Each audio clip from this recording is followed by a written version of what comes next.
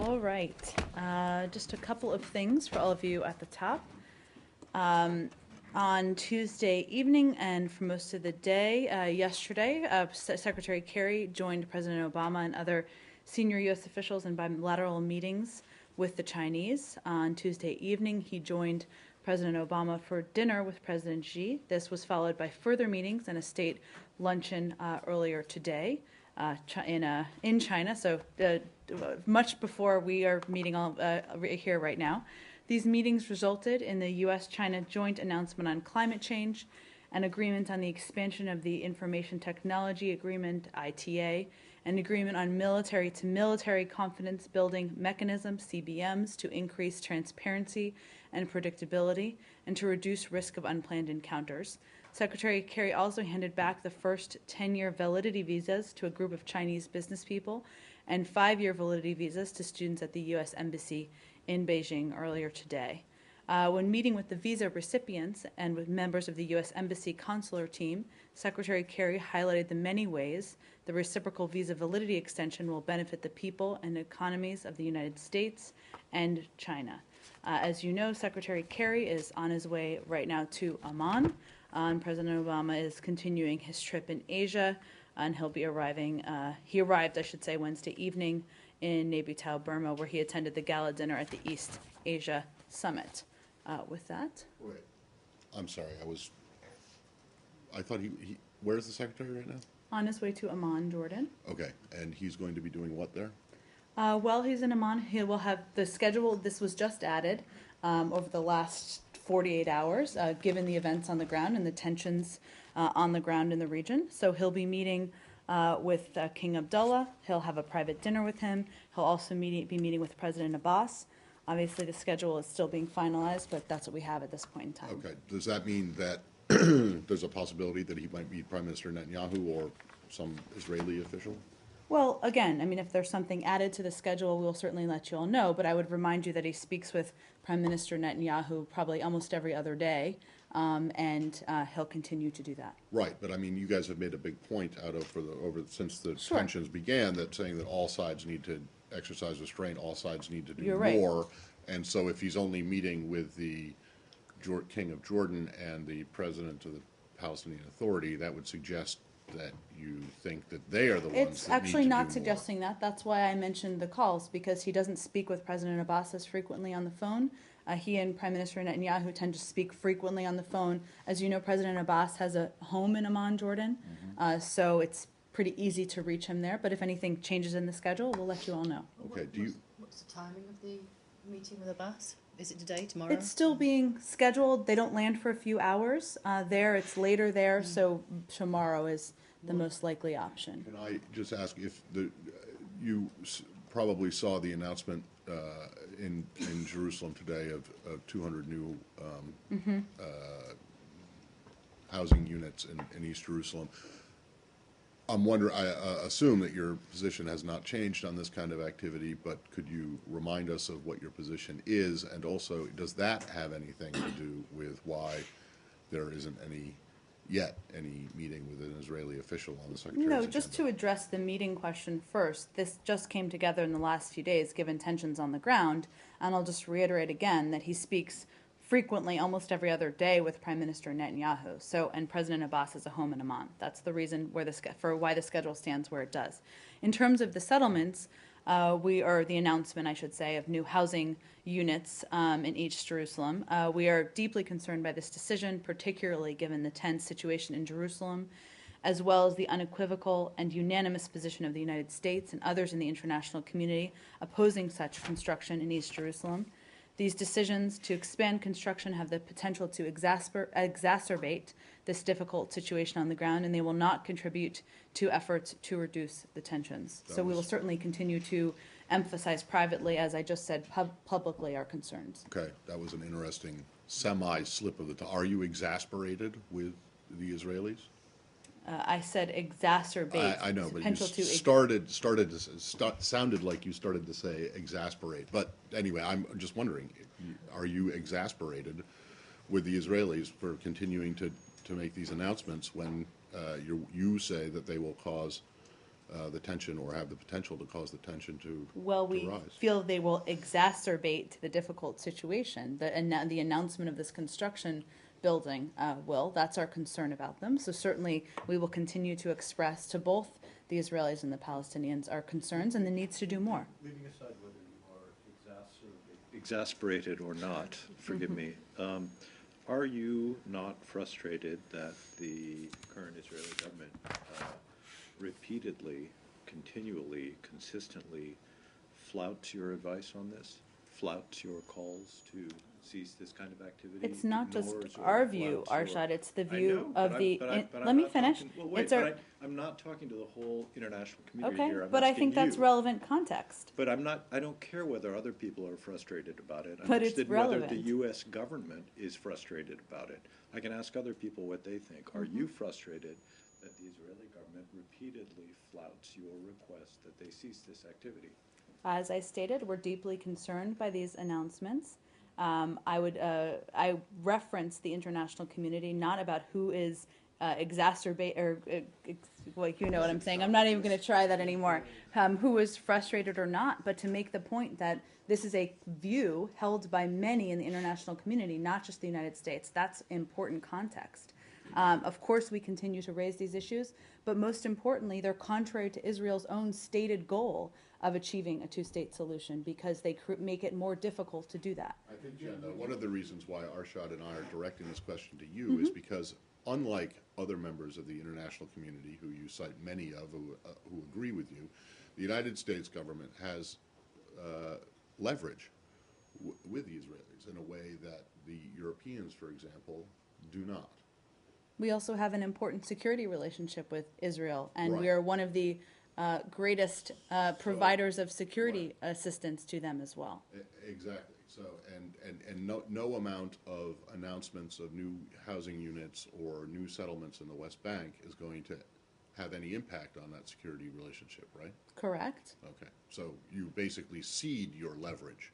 I didn't suggest that. I think our word means a great deal in the international community. Go ahead, Saeed. I think it does, Arshad, and I think that's why we have an ongoing dialogue with them and why Secretary is speaking with them regularly. If it means something to the Israeli government, why do they continually not do what you ask them to do? Why don't you ask the Israeli government that question? Go ahead, I Saeed. wanted to ask you, you agree that this year has seen really accelerated settlement activities that in fact threatens the future of whatever initiative that you might have in terms of achieving or restarting the peace negotiations, correct? Well, I think, as I just stated in response to Arshad's question, obviously the ongoing construction announcements do fly in the face of the stated goal of achieving a two-state solution because it predetermines or predecides where construction should be, where buildings should be, and in other areas where settlements should be. Okay. So the extent of your concern will basically be the statements that you just made, correct?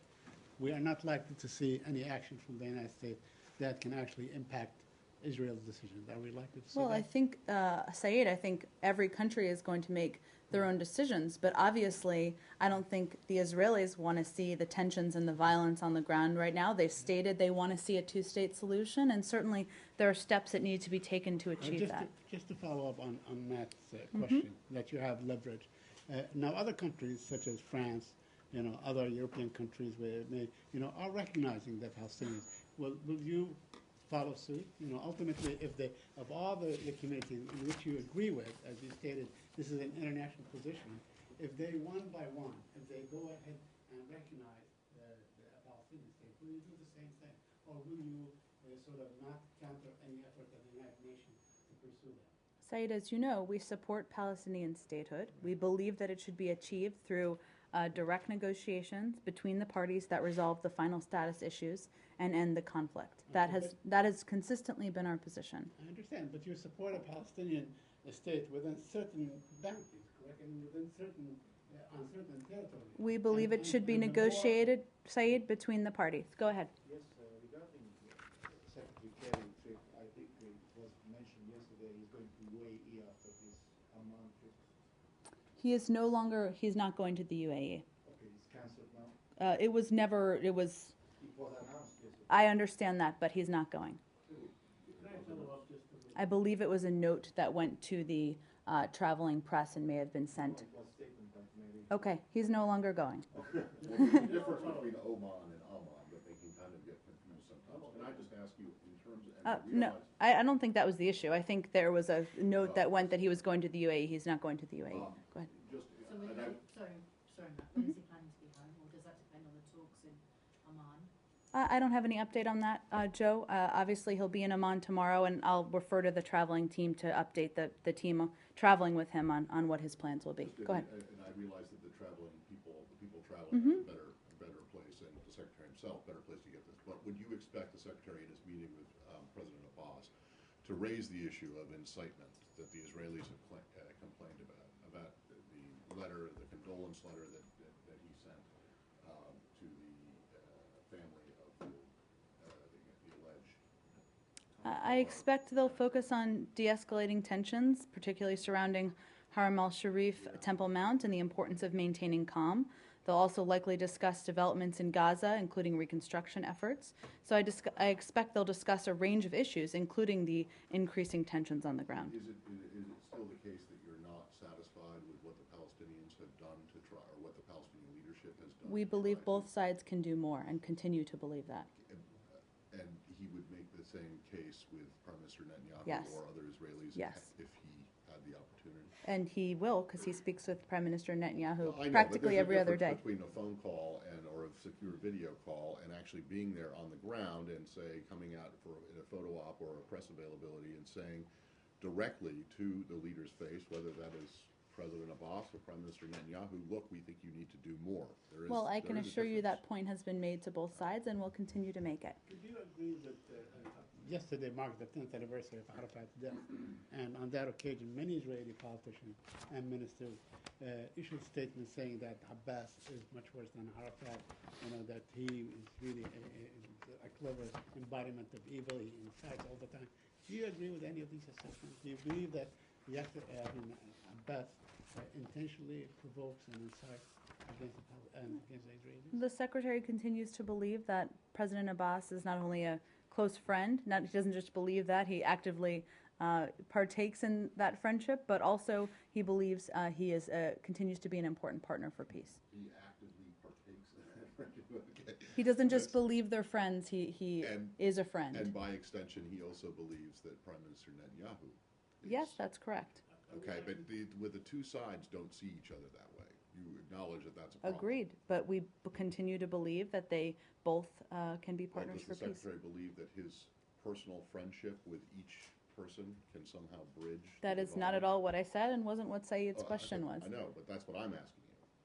I think the Secretary believes it's up to both leaders, it's up to both both the Palestinians and the Israelis to make choices needed to get back to the table. Talks and negotiations are so hopelessly frozen. Sorry, Joe. Is there any effort or any new initiative that, or we are likely to see, let's say, in the next few weeks and next months? I expect they'll continue when the Secretary has meetings with King Abdullah and with President Abbas. They'll certainly discuss broadly the need for a two-state solution and the importance of that path. But no, I don't have any new initiatives to preview for you. I wondered if you had a reaction to the torching of a mosque on the West Bank today by some Jewish extremists. Let's see. The United States condemns the attack against a mosque in the West Bank. We believe that such hateful and provocative actions against a place of worship are never justified. We look to law enforcement officials to quickly investigate and bring to justice the perpetrators of this attack. We encourage local authorities to work together with the community to reduce tension, to defend religious freedom, and to work against incitement. Do we have any more on this topic? Well, this is related to Israel, but it's Okay. not on this issue. Okay. And I realize that this has a confidentiality, whatever, privacy written all over it, but it has become an issue. There are reports that the State Department denied the renewal of an Israeli basketball player who was, the Indiana Pacers were trying to sign, or to, I understand that that's not correct, that it wasn't denied, but I'm wondering if you can explain what the problem was that led to him being not allowed to play for Well, as is true of almost most of these cases, which you referred to in your question, I can't speak to specifics. I can convey, though, that the Department of Homeland Security handles, among other responsibilities, requests for petitions and extensions and adjustments of status. And often, when individuals are requesting for an extension of a stay, that is where their case would go. So that would not be the State Department. Okay, but so, in other words, the State Department had nothing to do with this case, is that what you're saying? Well, my understanding is that this case, cases like these, sit in the hands of the Department of Homeland Security. And that is even just an extension of a visa is with DHS, or is it only a change in status if the applicant is changing his change in their status? Well, extensions, adjustments of status, requests for petitions, which I believe these particular reports pertain to, are applicable to. Well, okay, so are you saying then that in this case, the State Department didn't have anything to do with it? Is that what My you're saying? understanding, Matt, is this is in the hands of the Department of Homeland Security.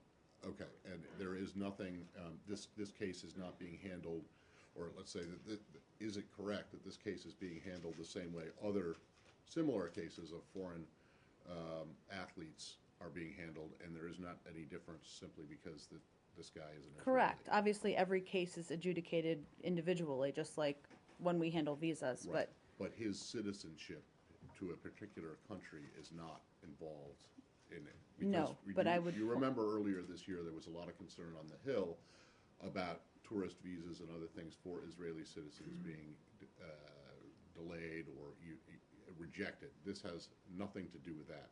I would point you to DHS, Matt, but I don't have any more information on this particular case. More in the front? Change topic. Sure. Okay, could we go to Ukraine? Mm-hmm.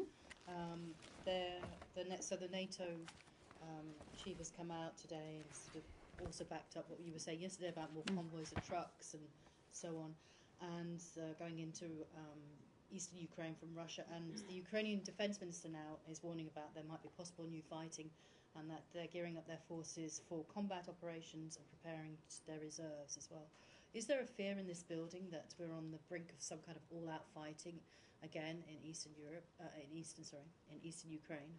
Well, we've been concerned for months now, as you know, since the beginning of this conflict, about the impact of the illegal actions of Russian-backed separatists and those who are going into cities and towns around Ukraine. I would note, as you noted, General Breedlove, I think who you were referring to, has indicated that NATO has seen the same developments reported by the OSCE, that large military convoys of Russia-supplied heavy weapons and tanks have moved to the front lines of the conflict in recent days.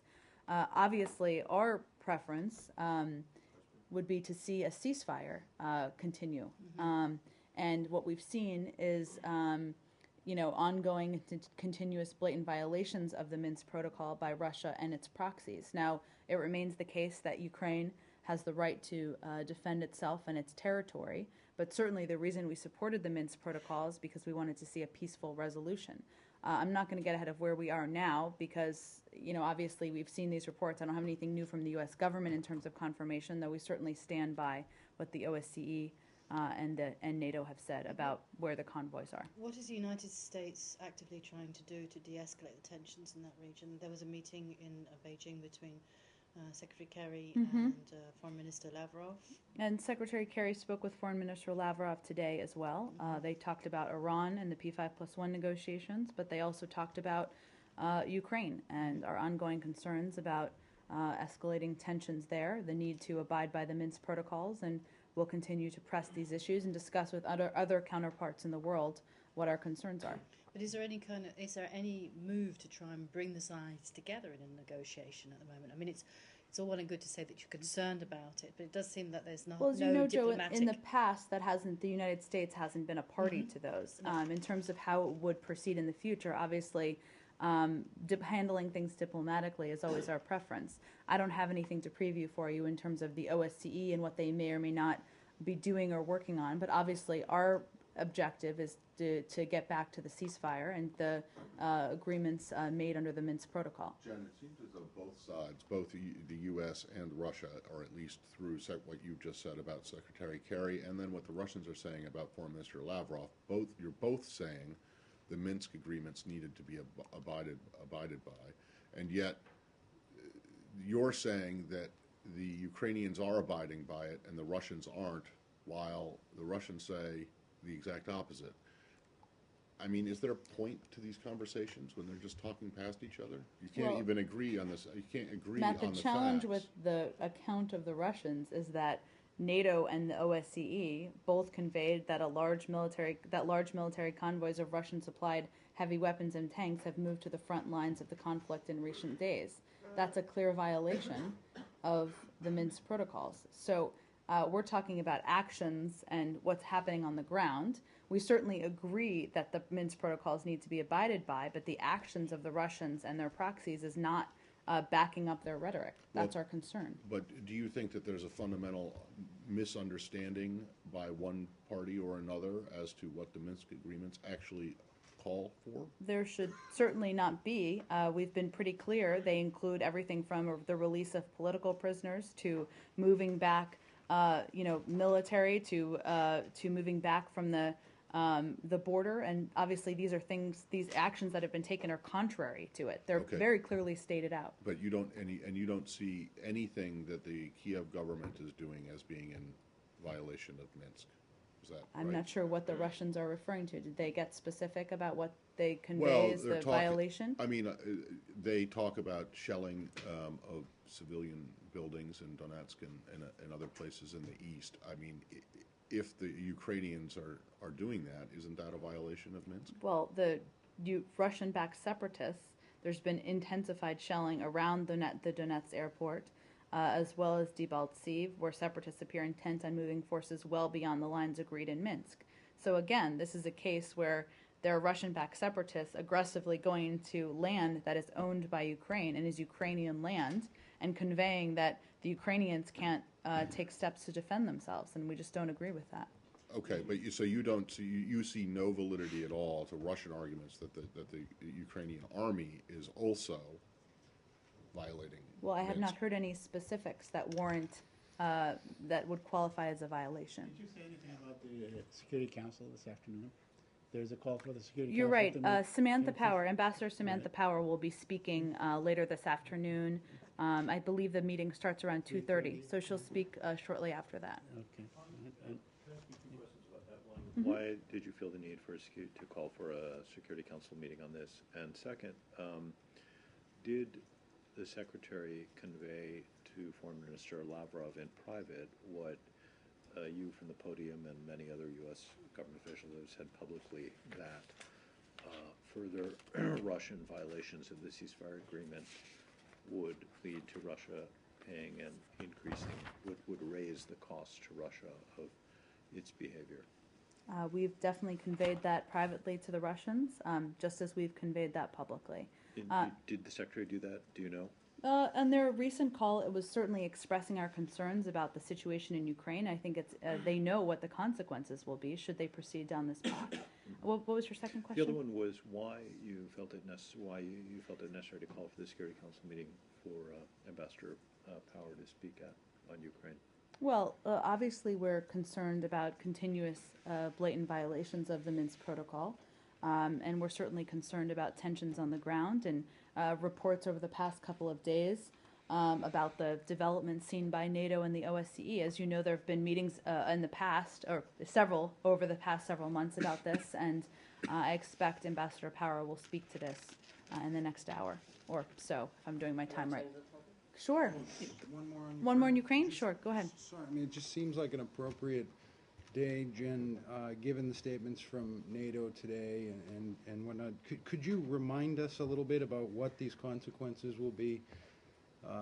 Beyond just saying we don't agree, is there actually something being seriously discussed in this building with regard to perhaps increasing sanctions? Well, levying new I will say sanctions? that, one, we continue to work closely with the EU to look at how we can jointly impose more costs on Russia for its unacceptable behavior.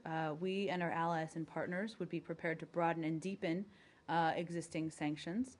But I would also remind you that because there are so many executive orders or the European versions of that in place, I think Chancellor Merkel referenced the openness to adding people or entities. So that's really what we'd be talking about. I don't have anything further to preview other than to convey that's continues to be where we stand, and we'll continue to coordinate and discuss exactly those issues. Does it feel more likely today than, say, 3 days ago, before there were Russian heavy armor and troops moving across the border, that we might be moving closer to what you just described, adding individuals? Does it Guy, seem with closer every today? additional aggressive action, it increases our focus and increases our level of discussion.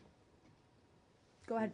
I wanted to ask you a couple of questions on Iran and the prospect of a Iran? nuclear deal. Sure. Yesterday we heard that Russia signed a nuclear deal with Iran and to build nuclear reactors. Do you have any reaction to that? Well, just broadly speaking, civilian nuclear cooperation is not prohibited by UN Security Council resolutions. As you know, Russia has in the past built or had similar deals, and this is separate, technically speaking, from our negotiations with the P5+1, of which Russia continues to be a part. I can assure you that through our work with the P5+1, including Russia, we take into account all the possible pathways to a bomb, including any possible enrichment pathway. So are you saying it will have no impact whatsoever on the nuclear deal? Well, Russia's war- it's separate. We look it's technically separate from the negotiations over a nuclear deal. But will like make Iran's head stronger in the negotiations with the West? We don't believe it will make their heads. Okay. Did you say heads stronger? Or Hand. hand stronger. Sorry. Hand stronger. No. Sorry for my pronunciations. No, not a Doesn't problem. come I out just wanted clear, to state what you said So- clearly. One more question on, like, while everybody agrees that President Rouhani doesn't have the final say on any nuclear deal with the West, it's rather Ayatollah Khamenei. But many people in the Middle East, or at least in Iran, believe that it's kind of the same here in America as well, that President Obama doesn't have all the power that he should have on this issue. It's the Congress that constrains him hugely. I'm not sure Do you Congress can- would appreciate that comparison, but but go ahead. And do you also believe that, like, we can say that it's the same here? President Obama is equally constrained by other institutions? No, I would disagree with that. I think every country has their own politics. Iran certainly has their own, and you've seen some of the public comments they've made over the last several months that speaks to that. Obviously, for us, we've been working closely with Congress to keep them abreast of these discussions and negotiations, and we continue to encourage any member of Congress to look closely at whatever final contents of a deal are before they make judgments. But there is certainly a different relationship, and I don't think there's a comparison to be made. Can Congress kill a deal with Iran? Can Congress kill a deal with Iran? Yeah. Obviously, we believe that the negotiators are the ones who need to have the freedom to make the decision. Our position on whether or not there should be new sanctions legislation put in place has been consistent throughout this process because we feel that would be damaging to the negotiations. Congress has the You last say, say so. if you say that you encourage any member of Congress to look at the final deal, but wait for the final deal, isn't that too late? Are you saying that if you do reach an agreement, you won't actually sign it until after you weigh in with members of Congress? Not what I was suggesting. We've been keeping Congress abreast throughout. I'm certain we will do that in the final weeks as well. Right, but if you've been keeping them abreast throughout, including up to this point, right now, today, and they're still opposed to it and still think it's a bad deal, aren't you suggesting then that by saying that you encourage members to look at a final deal? Well, there Before isn't they a deal take us- yet, Matt, so they haven't been briefed on a deal since there isn't a deal yet. Well, okay, but what you've briefed them on so far, they don't like. Is that inaccurate? Well, Matt, I think there are some members who have some views and some who have other views, but they haven't seen the content of what a final agreement would look like because there isn't a final agreement yet. Maybe I'm wrong, but I haven't seen anyone in Congress saying, wow, I think this is a great deal, or that this is going in the right direction. Well, Maybe there are, but I haven't seen them, certainly. There are some who are making evaluations without having all the details because the details aren't knowable yet. Right, okay, but you're saying that before they weigh in, they should wait for a final agreement. Doesn't that mean that that it's too late at that point, if they're not I mean, it's Matt, too I will, late for. without giving you the exact briefing schedule of how we will keep Congress abreast, I can assure you that throughout the coming weeks, we will be keeping key committee members, key members of Congress, key individuals who have a stake in this abreast of how the progress Well, is proceeding. I mean, do you understand what I'm getting at? I mean, if you're saying that they should hold off on any comments until they see what the final deal is. I said hold off on making a judgment. Right. If they should hold off on making a judgment until they see what the final deal is, doesn't that mean that they're going to be presented with a fait accompli? Or That's are you actually not at all what I said. Or are you saying, okay, then are you saying that once you get a deal, if you get a deal with Iran in Vienna or wherever else it might be, that you will not sign it, that you will come back here, Not what I brief said either.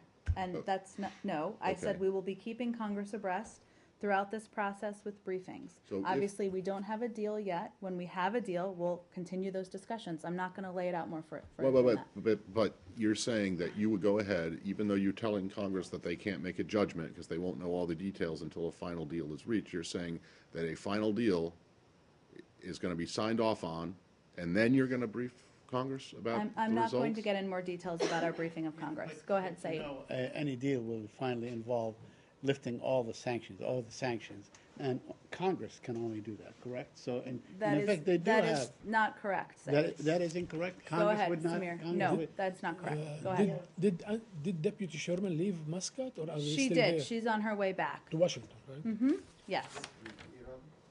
Yeah, Iran, go ahead. Can you describe us, or let's say, let us understand what was achieved in the last 3 days in Muscat, at least in your words, what was achieved? Well, we're in the final weeks here, as you know. The deadline is in about a week and a half. So this is obviously a key time in the negotiations. Typically with negotiations, the key decisions, the key moments happen in the final days, and we believe that will be the case here as well. Technically speaking, the meetings in Oman have concluded.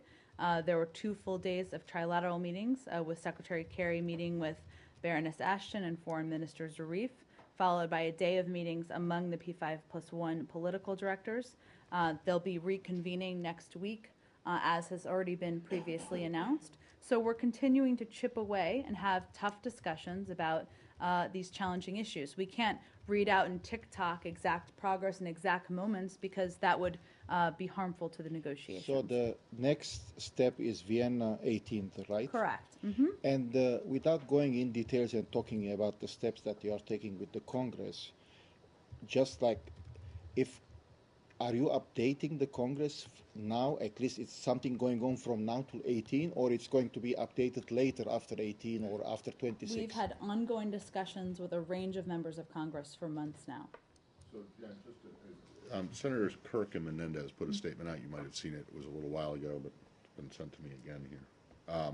They say, and they are no slouches on this issue, having been the sponsors of the legislation that the administration eventually supported to put these tough sanctions into place. That President Obama and Secretary Kerry were the driving forces on, but Yeah. go ahead. Well, right, but I mean, they supported it Sure. on the Hill. But They anyway, supported it. this statement says, we believe that a good deal will dismantle, not just stall, Iran's illicit nuclear program and prevent Iran from ever becoming a threshold nuclear weapons state. This will require stringent limits on nuclear-related research, development, and procurement, coming clean on all possible military dimension issues, and a robust inspection and verification regime for decades to prevent Iran from breaking out or covertly sneaking out. Is that the administration's position as well? Does the administration agree with that? Matt, our position is we are negotiating with Iran about preventing them from acquiring a nuclear weapon by cutting off all of the pathways for them to acquire that. There are a range of steps that need to be included in there, including stringent monitoring, stringent verification, but I'm going to leave what our view is as that. More on Iran, or should we move on? India, like to Russia. Russia? Okay, go ahead.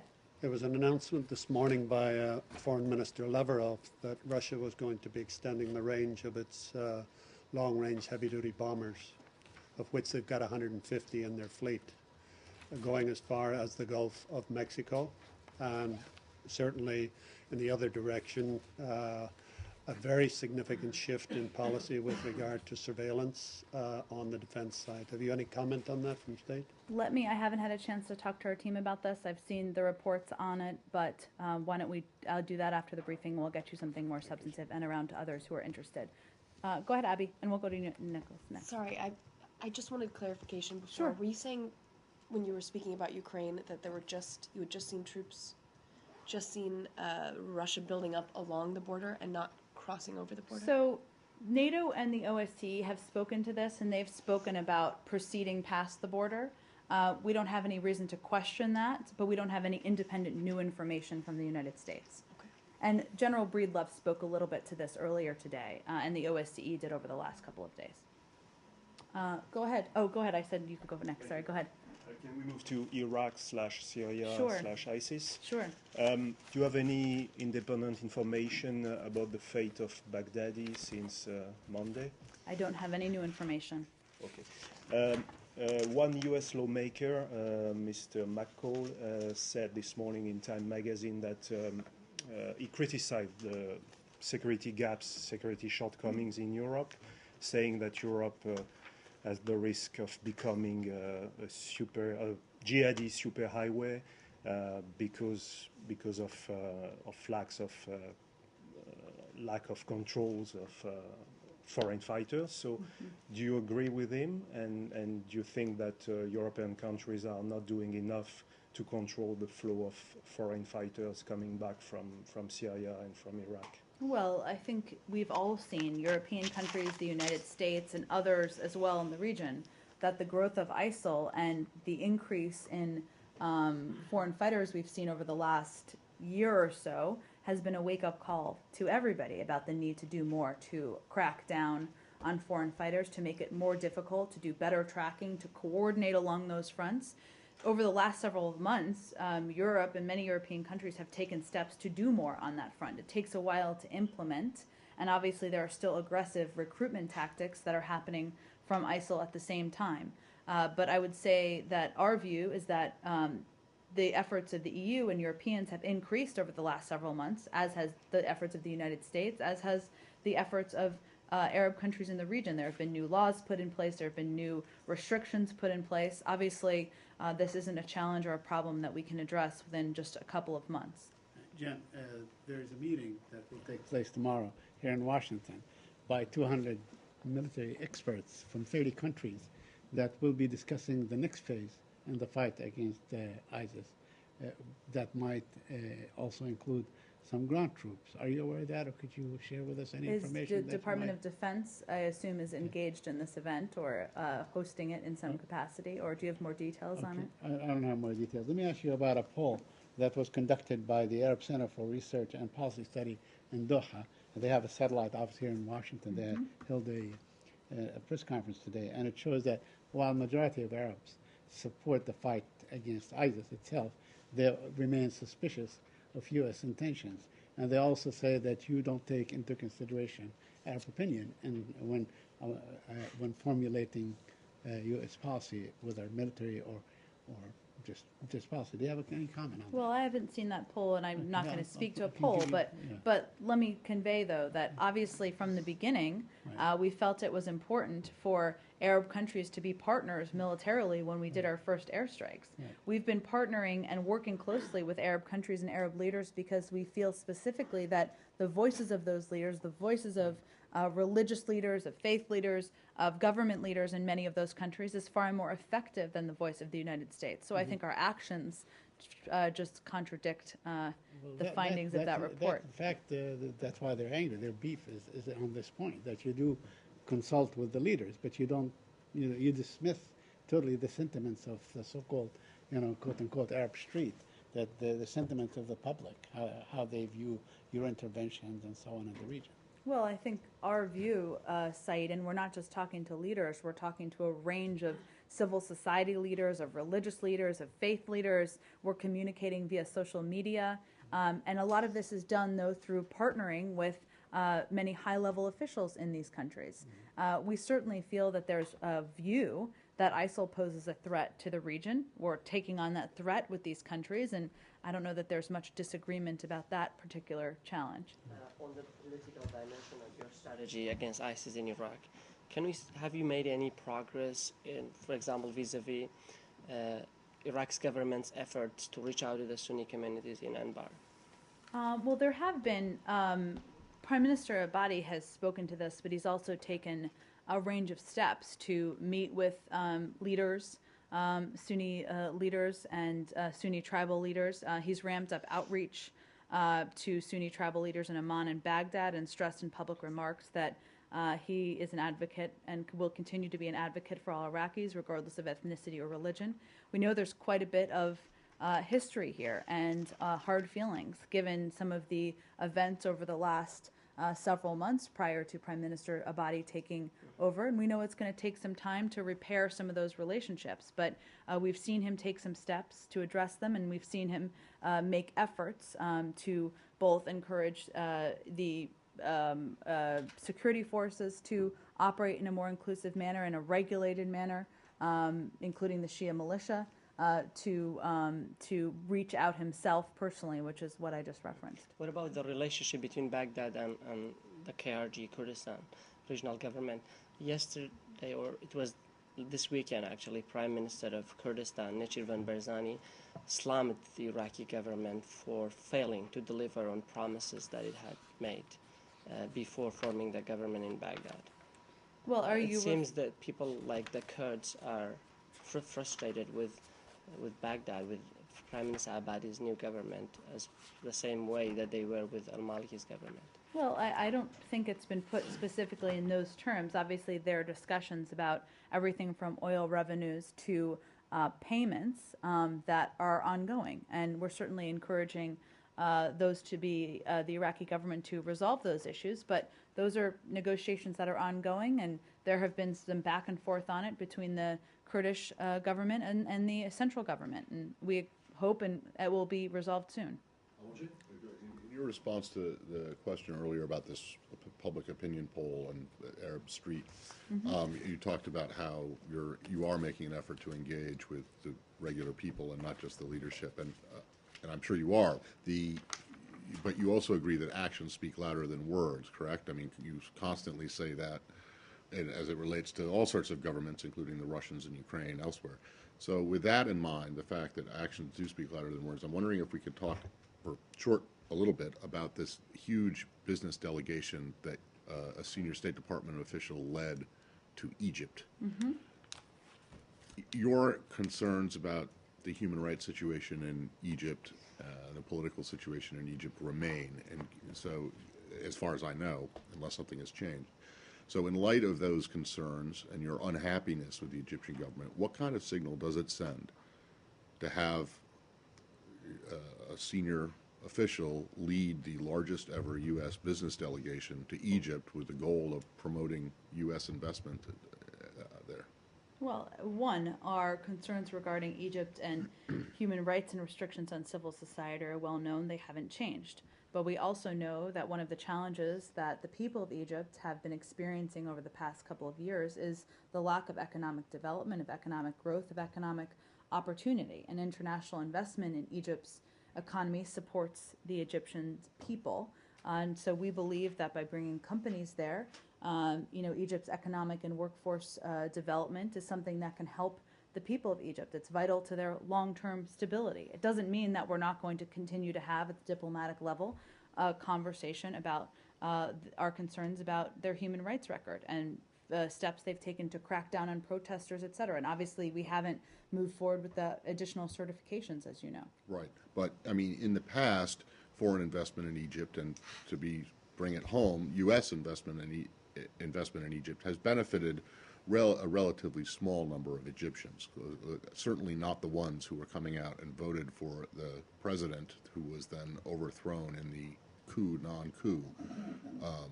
So I'm just wondering if you are of the opinion now that the benefits of specifically of generally foreign investment, but specifically U.S. investment, will benefit the majority or the vast majority of the Egyptian people rather than the scattered elites.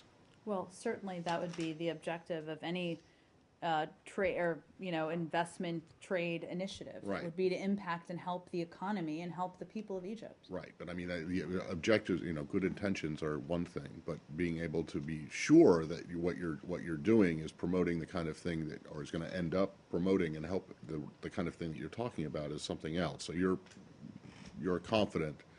Well, Matt, that look this- at the alternative would be not to help with economic investment and bringing U.S. companies, some of the most prosperous in the world, to try to help boost up the Egyptian economy and the many people who have been suffering without jobs, without opportunities. And we don't feel that's the right alternative.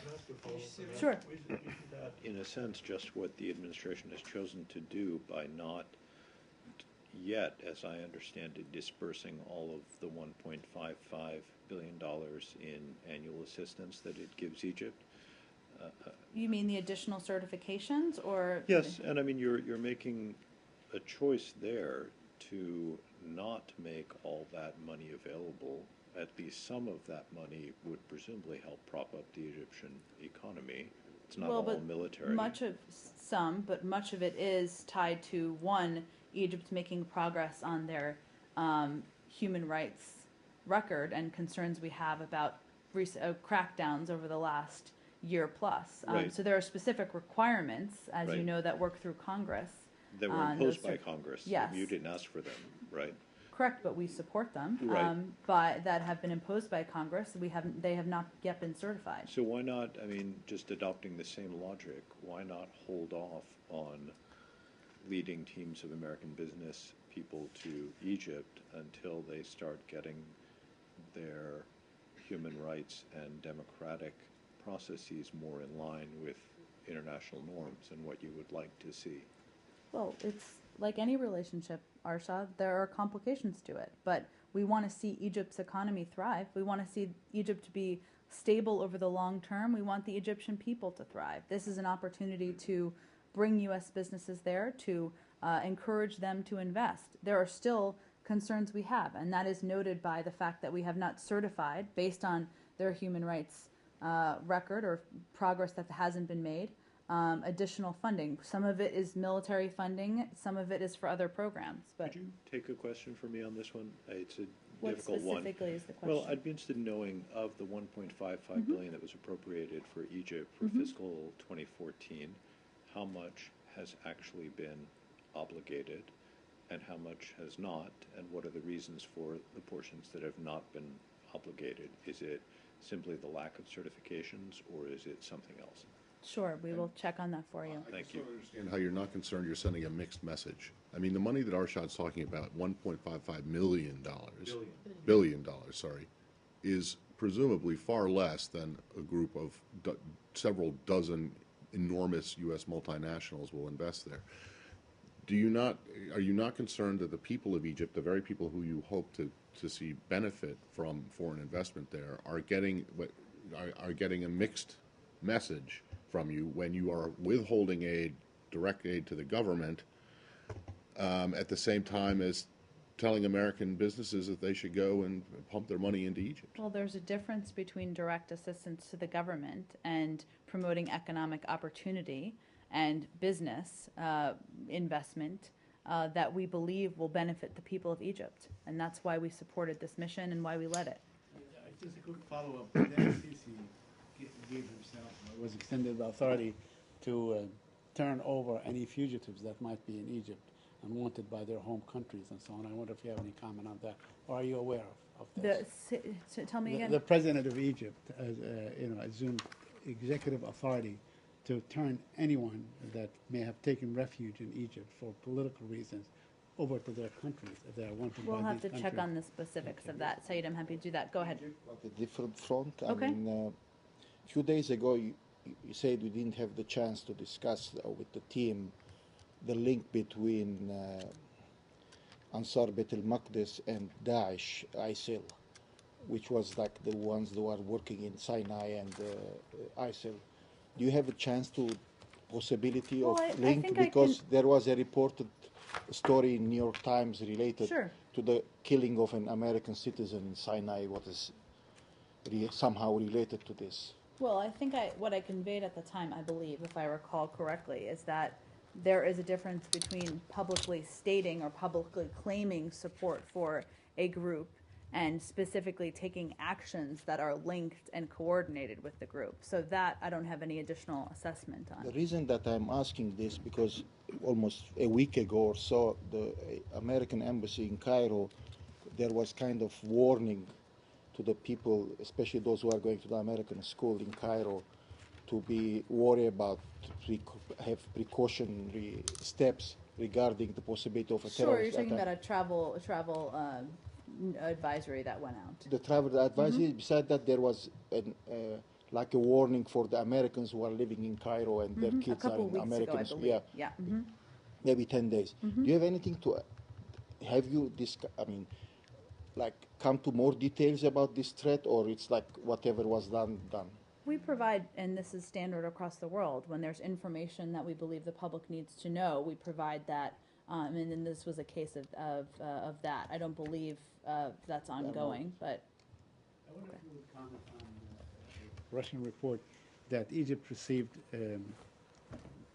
surface-to-air missiles, 300 S-300 ballistic missiles. Do you have any comment on that? I don't have any confirmation of that, Saeed. I just wanted to ask you, after Monday's announcement of the drawdown in embassy staffing, if there are if concerns have eased, if the situation is still the same, and I'm asking because of a report that says that you guys are getting ready or preparing for the possibility of an evacuation. I have no new changes to report, despite public reports out there beyond what we announced on Monday. Obviously, Yemen is a high-threat post, and we always have contingency options, but there's nothing new to report on that front. Would you say that the contingency, given the situation in Yemen now, the contingency option is more in play there than it is, say, in Paris? I would say in any high-threat post, we certainly always have contingency options. Paris, not a high-threat post. Not yet. I just wonder why you still have the embassy open, given that there's quite a lot of dangers. Today we saw another suicide bombing, not in Sana'a, but in the center of Yemen. Why are you still keeping the embassy open? Is it not a case that you should be actually closing it? Joe, obviously in Yemen, anywhere in the world, we constantly assess the security needs of the men and women who serve in our posts there, as well as locally hired employees. We made the decision that an ordered departure was warranted. We obviously did that just a couple of days ago. If we need to make a new additional assessment, we will do that. Typically, we don't preview those in advance, but I can assure you that we take every precaution we believe is necessary to keep our people safe. But right now, we feel that we can keep the embassy open. It's operating normally and continues to be. Go ahead. Going back to Syria, I'm not sure if you were asking about this question, but in this latest round in Oman nuclear talks, was Syria or the fight with the ISIL, was any of the topics discussed with the Iranians? In the past it's been raised on the margins, just given it's a prominent issue, not just in the news, but of concern to many of the attendees. That was the case here, but there was no new development on that front. Today, former Can I just update one thing? Because somebody asked the other day whether he raised the concerns about the Supreme Leader and the Supreme Leader's comments, and he did. He did raise them directly with Foreign Minister Zarif. Today, former state official Fred Hoff wrote piece, and he was asking whether U.S. In this alleged PEP letter to Khamenei from President Obama, whether the U.S. assured Iran that U.S. is not going to target Syrian regime in Syria. Would you be able to give us any kind of refusal or refute to this claim? Well, I am not going to speak to, I'm still not going to speak to a reported letter from the President of the United States to anyone, and I would certainly point you to the White House for that. I will convey that in no conversations or communications have we made a link between the nuclear negotiations and the threat of ISIL.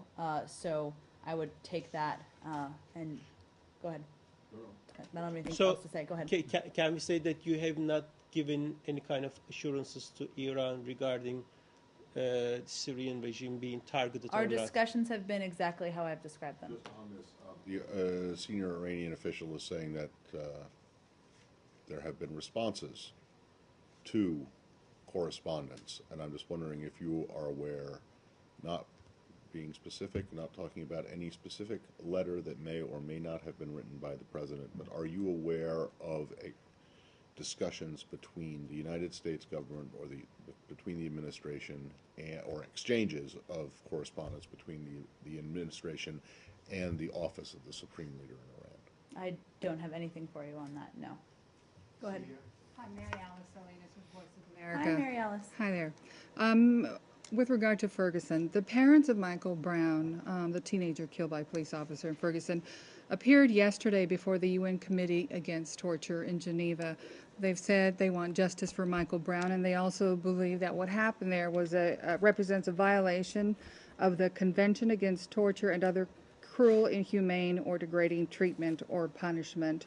And they say they want the world to know what is happening in Ferguson. Any response from the U.S. government, especially now that it's on this global stage?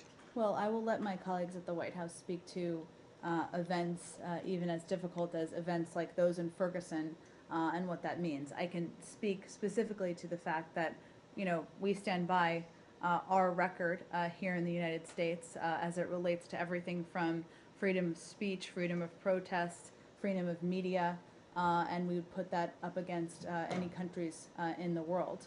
I will say, let me give you a brief update about, I know, as many of you know, there's a meeting today in Geneva, and you may have seen that there have been comments from our legal advisor, one of our legal advisors as well, but since some have asked about that, during that meeting, the U.S. delegation has articulated a number of changes and clarifications to its legal positions with respect to the convention. In contrast to positions previously taken by the U.S. government, we are affirming that U.S. obligations under Article 16, which prohibits cruel, inhuman, or degrading treatment or punishment, apply in places outside the United States that the U.S. government controls as a governmental authority. This position, which applies equally to other provisions of the convention with the same jurisdictional language, is consistent with the text of the convention, its negotiating history, and the Senate ratification process. Legal advisor Mary McLeod spoke to this as well while she was there, and I'd certainly point you to her comments, but since you referenced the meeting, I thought I would take the opportunity to speak to that as well. Today, just going back to what you say, that you should put your record up against any others in the world. I don't think it was Mary McLeod, but another one of the U.S. legal advisors said that, admitted that when it came to Guantanamo and some of the other things that happened under the previous administrations, that the United States had moved had outside of its boundaries. You're right, and that's an important point too. The delegation also acknowledged that in the wake of the 9/11 attacks, we regrettably did not always live up to our own values, including those reflected in the convention. And as President Obama has said and others have said, we cross the line and we take responsibility for that. Obviously, part of the focus here is where we are moving forward, and we've engaged since then in ongoing efforts to determine why lapses occurred, and we have taken concrete measures to prevent them from happening again, and they restated what our position is at this point in time. Did they specifically say it was the Bush administration that crossed the line and we're sorry? Is that what they said? I don't have the text of her remarks or the remarks of the delegation, but they acknowledged that in the wake of 9/11, we regrettably did not always. So does that mean that when you say you put the U.S. record up against anyone else's in the world, it's with the exception of the 7.5 years that followed 9/11? I'm referring that to how we operate and how it compares to the world on a number of these issues. But not during that time frame. Well, we acknowledged, as I mentioned during this meeting, what we regret about what's happened in the past. When you say you take responsibility for the lapses during that time frame, what does that mean? That means that we've taken measures to prevent them from happening again, that we have established laws and procedures to strengthen the safeguards against torture and cruel treatment, that we've made changes, and obviously we've stated how applicable we believe the convention is and our own laws are. Does it mean offering compensation or an apology to the people who have been detained without trial or charge for years, or an apology or compensation to people, for example, who've been the victim of waterboarding? It means that we conveyed we regrettably did not live up to our values. I don't have anything else for you in terms of other issues, but I don't believe that was a part of the discussion, no. India. Go ahead, Abby, and then we'll go to you, Goya. Sorry, another thread along those lines.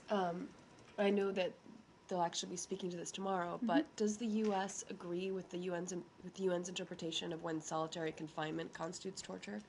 And is the U.S. currently in compliance with that interpretation?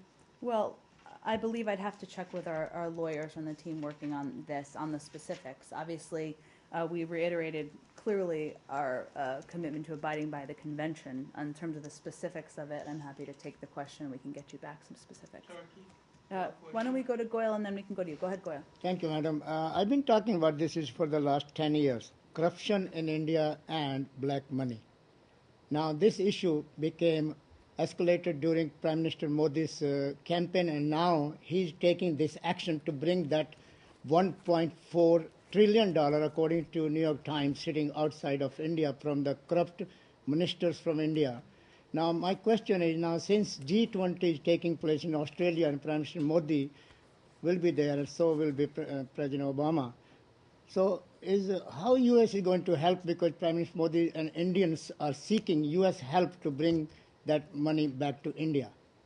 You know, Goyle, in terms of the specifics on the agenda that are happening in Australia, I'd really refer you to the White House on that. But in generally... I'm sorry, we have to move on just because I have to go to something else. Go ahead. In Istanbul, few of American sailors have some bags placed over their heads. Do you have any comments on that? Well, there was a statement put out by the U.S. Navy as well, which I'd point you to, but we're deeply troubled by today's assault against sailors of the USS Ross in Istanbul. The USS Ross is visiting Istanbul as a sign of the long-standing cooperation and friendship between the United States and Turkey. While we support the right to peaceful protest, this event clearly crossed the line from peaceful protest to violence and threats. U.S. officials, I should say, are working with Turkish authorities to investigate this incident. Do you see this incident as an isolated incident or a part of trend about anti-Americanism in Turkey? Well, I'm not sure what other incidents you're comparing it to. So we believe that Turkey remains an important NATO ally. We work closely with them on a range of issues. Obviously, we're looking at this specific incident. Recognizing that the Pentagon has already spoken to this, as has the embassy, do you consider this case closed now, at least in terms of any conversations that you might have with Turkish authorities, or is it something that you intend to raise beyond just the local police or whoever is? We're continuing to work with Turkish authorities. I don't believe there's a plan to raise it at a different level than that, but we're continuing to work with them now. Okay, so that would suggest, and correct me if I'm wrong, that you don't think that this is symptomatic of some, that you think that this was an isolated incident, I think and I it's not conveyed something that... speaking to this specific incident. Right, but it's not something that you feel the need to take up with the foreign minister or, senior members and the senior I'm members. not aware of plans to raise it at that level. No. Sure, I just have probably time for one or two more questions. Okay, I'll try not to take up too much time. Okay. There was the Nigerian ambassador here in Washington, D.C., invited some members of the Council of Foreign Relations to the embassy on Monday, and basically he gave a speech in which he said that Nigeria is not very happy with the United States at the moment, that he feels that you guys are not giving them the weapons that they need to really deal with Boko Haram, and that this statement that you have, that it's because you're concerned about human rights allegations by the Nigerian army, are just half-truths, hearsays put out by the opponents of President Jonathan and human rights groups. I wondered if I could have your reaction to the comments that he made. Well, we first highly value our long-standing and important relationship with Nigeria. Let me just lay out the facts of our assistance. Over the past 6 months, the United States has started sharing intelligence with Nigeria, began training a new army battalion, and held numerous high-level discussions with Nigerian authorities on additional measures to best address the Boko Haram threat. We have also provided and approved sales of military equipment to its armed forces. These decisions are made, of course, after careful scrutiny to ensure they conform with United States law. Earlier this year, we denied the transfer of some Cobra attack helicopters to Nigeria due to concerns about Nigeria's ability to use and maintain this type of helicopter in its effort against Boko Haram, and ongoing concerns about the Nigerian military's protection of civilians when conducting military operations. We shared those concerns with Nigeria before this decision and subsequent to it. Nigeria has purchased helicopters that originated in countries other than the United States, and nothing in our decision prevents Nigeria from obtaining weapons and equipment from other sources. We'll continue to look for ways to deepen our cooperation with Nigeria to help it acquire the systems and skills needed to restore peace and security, but obviously we've provided a great deal of assistance over the past several months. So other than the Cobra helicopters, is there any request from the Nigerian government that hasn't been met by the United States? I would ask them that specific question, but we've obviously provided them with a range of assistance, including intelligence sharing as well as military equipment. And what about their response that the allegations of human rights abuses by the Nigerian army are not substantiated? Well, we continue to urge Nigeria to investigate allegations of abuses perpetrated by Nigerian security forces, as well as offer Nigeria assistance in developing the doctrine and training needed to improve the military's effectiveness. We wouldn't be raising that concern if we didn't feel and others didn't feel that they were warranted. So was this building surprised by the ambassador's comments on Monday? We did not review the comments in advance, no. But so you were surprised then by the depth. I mean, it was a pretty angry statement that he made. I'll leave it at what I conveyed. Thanks, everyone. Thank you.